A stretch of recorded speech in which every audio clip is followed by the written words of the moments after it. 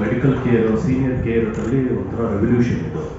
ಈ ನಮ್ಮ ಸಂಸ್ಥಾಪಕರು ಡಾಕ್ಟರ್ ವಾಸು ಅವರು ಈ ಸುದ್ದಿಗೋಷ್ಠಿಯನ್ನು ಉದ್ದೇಶಿಸಿ ಇವರು ಮಾತಾಡ್ತಾ ಇದ್ದಾರೆ.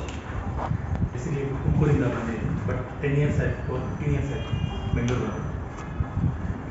ಸೊ ಪೇರೆಂಟ್ಸು ತುಮಕೂರಲ್ಲಿದ್ದಾರೆ. ಸೊ ಎಲ್ಲ ಡಾಕ್ಟ್ರಿಗೂ ಇದು ಅಸಿಸ್ಟೆಂಟ್ ಅಂತ ಇವಾಗ ಎಲ್ಲರಿಗೂ ಹೆಲ್ತ್ ಕೇರ್ ಬರುತ್ತೆ. ಹೆಲ್ತ್ ಕೇರ್ ಬಂದಾಗ ಯಾರನ್ನ ಡಿಪೆಂಡ್ ಆಗೋದು ಇಟ್ಸ್ ಲೈಕ್ ಒಂಥರ ಕಷ್ಟ ಇವಾಗ. ಮೊದಲಾದರೆ ಜಾಯಿಂಟ್ ಫ್ಯಾಮಿಲಿ ಇರ್ತಿದ್ದು, ಏನೇ ಇದ್ದರೂ ಯಾರಾದರೂ ಫ್ರೆಂಡ್ಸು ಫ್ಯಾಮಿಲಿ ಎಲ್ಲ ಬಂದು ಹೆಲ್ಪ್ ಮಾಡ್ತಿದ್ರು. ಇವಾಗ ಎಲ್ಲರೂ ಬಿಸಿ ಇದ್ದಾರೆ. ಸೊ ನಂದು 22 years ಎಕ್ಸ್ಪೀರಿಯನ್ಸಲ್ಲಿ ನಾನು ನೋಡಿದರೆ, ಮೊದಲು ಆರ್ಥೋಪೆಡಿಕ್ ಡಾಕ್ಟ್ರು. ನಾನು ಎನಿ ಫ್ರ್ಯಾಕ್ಚರ್ ಪೇಷಂಟ್ ಬಂದಾಗ ಮೊದಲು ಒಂದು 3 ಜನ 4 ಜನ ಫ್ರೆಂಡ್ಸು ಫ್ಯಾಮಿಲಿನ ಬರ್ತಿದ್ರು ಜೊತೆಯಲ್ಲಿ. ಇವಾಗ ಬರ್ತಾ ಏನಾಗಿದೆ ಅಂದರೆ, ಲೈಕ್ ಜೊತೆಯಲ್ಲಿ ಯಾರೂ ಇಲ್ಲ ಅಂದ್ಬಿಟ್ಟು ಅಪಾಯಿಂಟ್ಮೆಂಟ್ಗಳನ್ನ ಪೋಸ್ಟ್ಪೋನ್ ಮಾಡ್ತಿದ್ದಾರೆ. ಬಿಕಾಸ್ ಈ ಮಗ ಆಫೀಸಲ್ಲಿದ್ದಾನೆ, ಇಲ್ಲ ಸೊಸೆ ಇಲ್ಲ, ಯಾರೂ ಇಲ್ಲ. ಸೊ ನಾನು ಅದೆಲ್ಲ ನೋಡ್ತಾ ಇದ್ದೆ. ಆ್ಯಂಡ್ ಒಂದು ಪರ್ಸನಲ್ ಇದರಲ್ಲಿ ಏನಂದರೆ, ಲೈಕ್ ನಮ್ಮ ಅವರು ಫಾದರ್ ಇಲ್ಲ, ಎಡೆ ಕ್ಯಾನ್ಸರ್, ಅವ್ರಿಗೆ 3 months ಕೇರ್ ಬೇಕಿತ್ತು.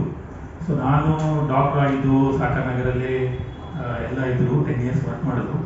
ಅವ್ರಿಗೆ 3 months ಕೇರ್ ಮಾಡುವಾಗ ನನಗೆ ಗೊತ್ತಾಗಿದೆ ಅಂದರೆ, ಲೈಕ್ ಎಲ್ಲ family go to the same thing. ಯಾವ ಡಾಕ್ಟರ್ಗೆ ಹೋಗಬೇಕು, ಅಲ್ಲಿಂದ ಮತ್ತೆ ಇನ್ನೊಂದು ಹಾಸ್ಪಿಟ್ಲಿಗೆ ಕಳಿಸ್ತಾರೆ, ಅಲ್ಲಿಗೆ ಹೋಗಬೇಕು, ಮತ್ತು ಅಲ್ಲಿಂದ ಸೋ ಮೆನಿ ಡಿಸಿಷನ್ಸ್ ತೊಗೋಬೇಕಾಗುತ್ತೆ. ಆಮೇಲೆ ಎಲ್ಲೂ ಹೋದರೆ ಒಳ್ಳೆ ಟ್ರೀಟ್ಮೆಂಟ್ ಬರುತ್ತೆ ಅಂತ ಗೊತ್ತಿಲ್ಲ. ಸೊ ನಾನು ಡಾಕ್ಟರ್ ಆಗಿದ್ದು ಫೋನ್ ಇಂಟ್ರೊಡ್ಯೂಸ್ ಮಾಡಿಕೊಂಡು ಮತ್ತೆ ಫೋನ್ ಮಾಡಿ ಮತ್ತೆ ಅವರು ಡಾಕ್ಟರ್ ಹತ್ರ ಕೇಳಬೇಕಂದ್ರೆ ಮತ್ತೆ ಇನ್ನೊಂದು ಹೋಗ್ಬೇಕಾಗುತ್ತೆ. ಸೊ ನಂದು ಆಲ್ಮೋಸ್ಟ್ 3 months ನನ್ನ ಪ್ರೊಫೆಷನ್ ಹೋಯಿತು. ಬಟ್ ಸ್ಟಿಲ್ ನನಗೇನು ಅಷ್ಟೊಂದು ಕೇರ್ ಕೊಡೋಕ್ಕಾಗ್ತಿರಲಿಲ್ಲ, ಯಾಕಂದರೆ ನನಗೆ ನೆಟ್ವರ್ಕ್ ಇರಲಿಲ್ಲ. ಸೊ ನನಗೆ ಹಳೆ MRI ಸ್ಕ್ಯಾನ್ ಯಾವುದೋ 5 years 6 years ಅಂತ ಇಲ್ಲಿ ನಾವು ಎಲ್ಲ ರೆಡಿ ಮಾಡಿರ್ತೀವಿ ಅದರಲ್ಲೇ. ಸೊ ಏನೇನು ಬೇಕು ಅದು ಮಾತ್ರ ಕೊಟ್ಟಿರ್ತೀವಿ ಡಾಕ್ಟರ್ ಹತ್ರ. ಸೊ ಡಾಕ್ಟ್ರಿಗೆ ಏನಂದರೆ ಟೈಮ್ ವೇಸ್ಟ್ ಆಗುತ್ತೆ.